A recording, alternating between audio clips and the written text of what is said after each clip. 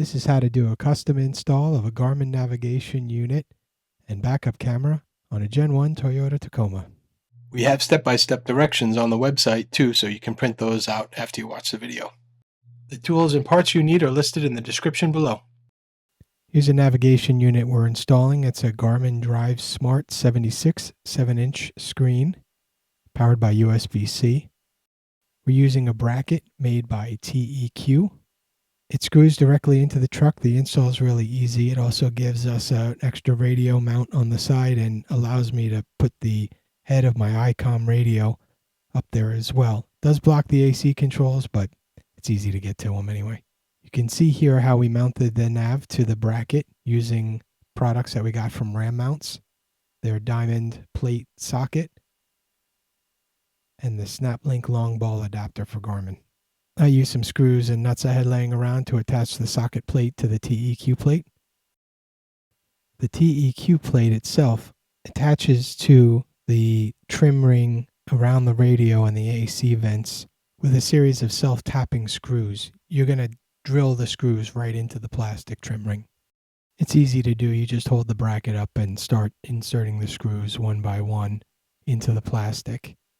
Because this bracket screws directly into the plastic, if you ever need to take this trim ring off to remove the radio, you're going to have to remove the entire TEQ bracket in order to do that. So if you wanted to install Bluetooth in your OEM radio, like we show in our other video, do that before you put the TEQ bracket on. You'll thank us later. So I wanted to hide the power cable, and I already had this dash cover on the truck. So I routed the cable along the top edge here and down the A-pillar down to the kick panel on the driver's side. It's a long USB cable, and I connected one end of the USB cable to a Powerpole to USB converter. I connected this converter to a Powerpole hub, which lives behind the kick panel, which then also routes to my two radios, but connects directly to the battery via a hole in the firewall through the grommet.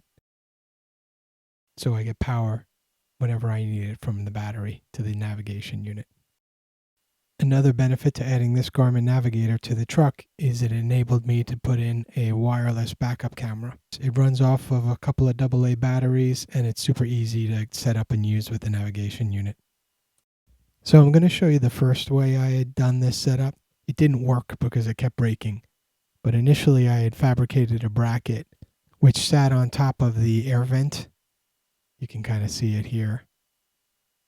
And it used this Garmin air vent holder, but the clips kept breaking on it, and ultimately I decided that the TEQ was the better way to go.